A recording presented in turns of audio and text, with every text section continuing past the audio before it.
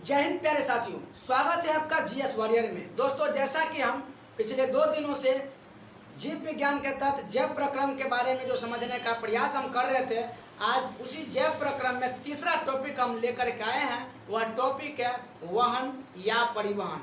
तो दोस्तों, हम समझेंगे कि हमारे शरीर में किस तरह से वहन और परिवहन होता है, वहन और परिवहन की प्रक्रियाएं संपन्न होती हैं। ये तो हो गई हमारे शरीर में यानी कि जंतु के तहत, और इसके बाद हम लोग पादप में भी देखेंगे यानी पौधों में भी देखेंगे। जैसा कि हम और पिछले वीडियो में पादप और जंतु दोनों जगत को देखते आ रहे थे, और यहाँ भी हम दोनों जगत को देखते चलेंगे। तो आइए देखते हैं वहन और परिवहन के बारे में और समझने का प्रयास करते हैं। दोस्तों, वहन और परिवहन जो समझेंगे उससे पहले आइए पुनः हम लोग एक बार रिकॉल कर लेते हैं। हम देखे थे क्या कि जैव प्रक्रम जो है वह सजीवों में किस प्रकार संपन्न होता है। तो जैव प्रक्रम सजीवों में भिन्न भिन्न माध्यमों में संपन्न होता है। वह माध्यम है पोषण, श्वसन, वहन या परिवहन, उत्सर्जन, नियंत्रण व समन्वय तथा जनन। उसी में तीसरा टॉपिक हम देखेंगे वहन परिवहन। दोस्तों, वहन परिवहन में पहले पादप में देख लेते हैं, इसके बाद पुनः जंतु या फिर मनुष्य में हम देखेंगे। पादप में देखेंगे तो पादप में यदि देखेंगे तो सबसे पहले देखेंगे जाइलम के बारे में। जाइलम के बारे में आइए जरा देख लेते हैं जाइलम। दोस्तों, ये जाइलम जो देख रहे हैं, जाइलम क्या है, और यहाँ पर होगा ये फ्लोएम होगा। जाइलम और फ्लोएम के बारे में हम समझने का प्रयास करेंगे। आइए जरा देखते हैं जाइलम और फ्लोएम क्या है, आखिर जाइलम और फ्लोएम। दोस्तों, पादप में जो जाइलम पाया जाता है वो जाइलम, और यहाँ फ्लोएम देखेंगे। पादप में जो जाइलम पाया जाएगा उस जाइलम में किस पदार्थ का परिवहन होता है।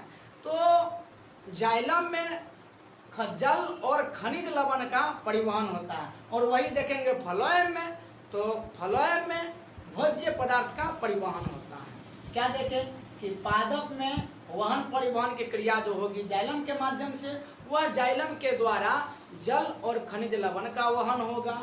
और यहाँ फ्लोएम में क्या देखे थे कि पादप में फ्लोएम के तहत जो परिवहन होगा वह परिवहन होगा भोज्य पदार्थ का।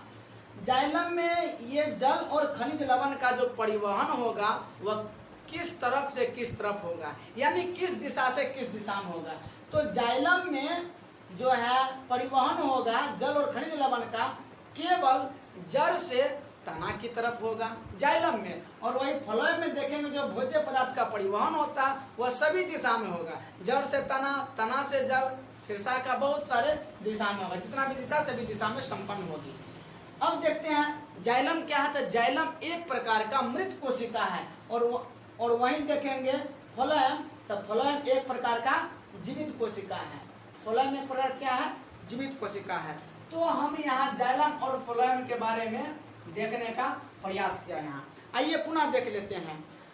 पादप में जो है परिवहन 2 माध्यम में संपन्न होगा, 2 माध्यम के द्वारा संपन्न होगा, जाइलम और फ्लोएम। जाइलम से जल और खनिज लवण का परिवहन होता है, और फ्लोएम के माध्यम से भोज्य पदार्थ का परिवहन होता है। जाइलम में जो परिवहन होगा वह जड़ से तना की ओर होगा, जबकि फ्लोएम में परिवहन जो होगा वह सभी दिशाओं में होगा। जाइलम एक प्रकार का मृत कोशिका है, जबकि फ्लोएम एक प्रकार का जीवित कोशिका है। आइए पुनः देखते हैं अब हम इसके बाद जंतु या फिर मनुष्य में परिवहन किस प्रकार से होता है उसे देखने और समझने का प्रयास करेंगे। दोस्तों, यह जंतु और मनुष्य में जो परिवहन देखेंगे यह 3 माध्यम से देखेंगे। एक होगा आपका रुधिर, जिसे आप रक्त कहते हैं। यदि इंग्लिश में बात करेंगे तो रुधिर या रक्त को ब्लड बोलते हैं।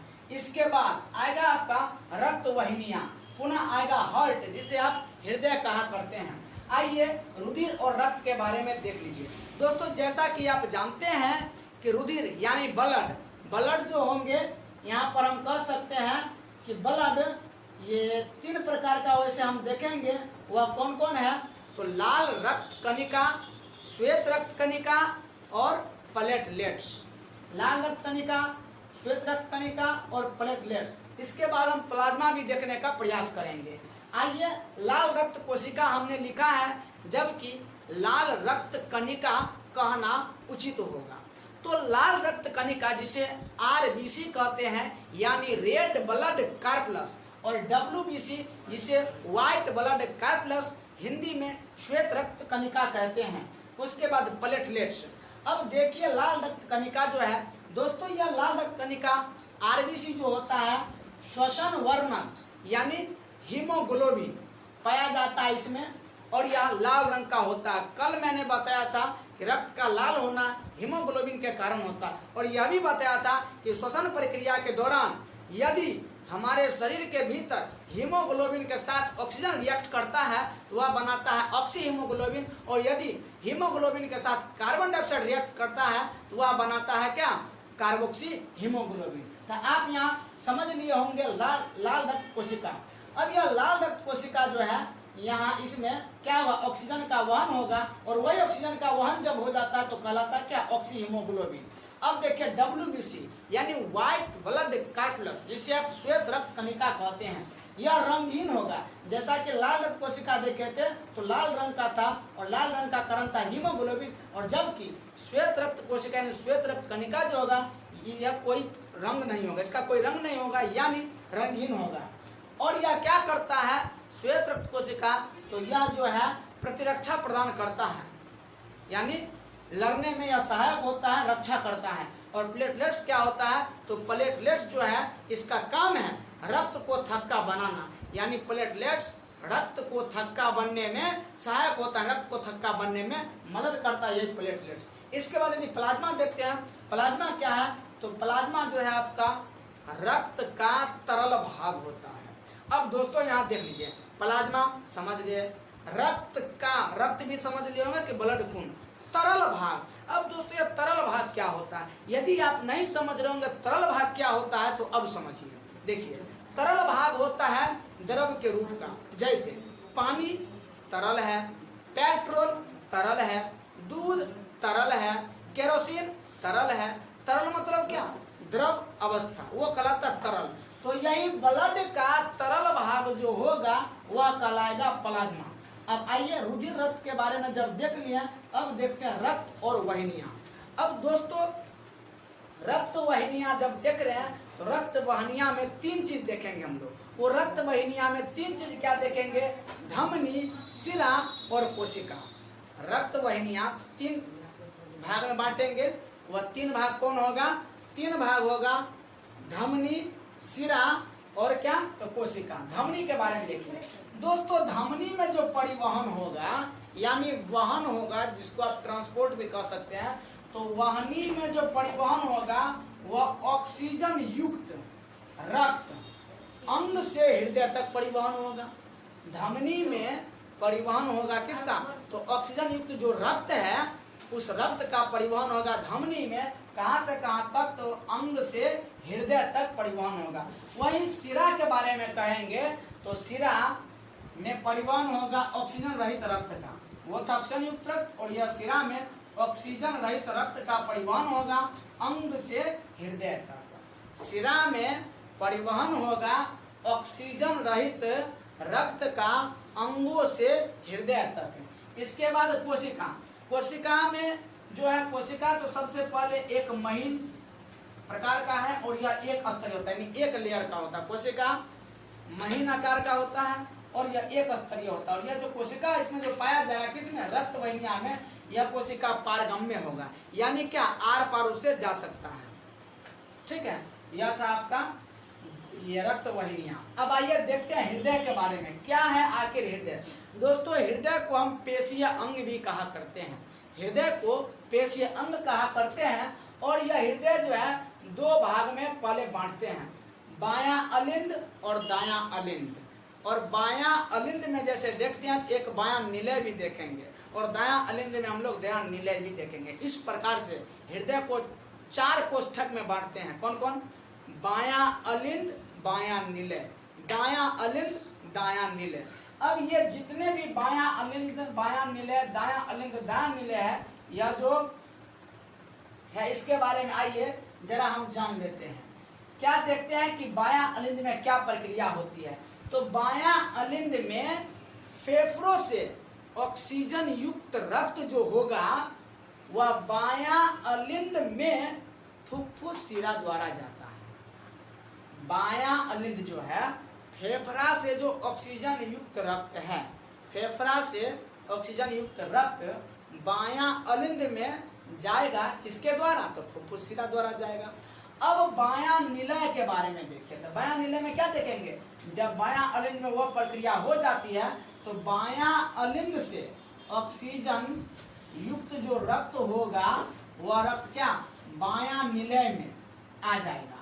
और बायां निलय में जैसे आएगा तो शरीर के विभिन्न भाग में महाधमनी द्वारा पहुंचेगा। क्या देखें कि ये बायां अलिंद में जो ऑक्सीजन युक्त रक्त जो फेफड़ा से जो फुफ्फुस शिरा द्वारा आया वह बायां अलिंद से, अब बायां अलिंद से कहाँ जाएगा ऑक्सीजन युक्त रक्त? तो बायां अलिंद से ऑक्सीजन युक्त रक्त जाएगा बायां निलय में। और बायां निलय में जो जाएगा शरीर के किन भागों से? तो शरीर के विभिन्न भागों से। और किसके द्वारा? तो महाधमनी के द्वारा जाएगा। अब देख लेते हैं दायां निलय। दायां निलय जो देखेंगे दोस्तों, वह दायां निलय कुछ इस प्रकार देखेंगे कि शरीर के जितना भी भाग है, शरीर का जो भी भाग है, उन सभी भागों में ऑक्सीजन रहित रक्त जो होगा वह दायां अलिंद में जाएगा। किसके द्वारा? तो महाशिरा के द्वारा जाएगा। फिर से देखिए, दायां अलिंद में शरीर के भिन्न भिन्न भागों में ऑक्सीजन रहित रक्त जाएगा। कहाँ? तो दायां अलिंद से महाशिरा द्वारा जाता है। दायां अलिंद से ही महाशिरा द्वारा जाएगा। अब देखिए दायां निलय के बारे में।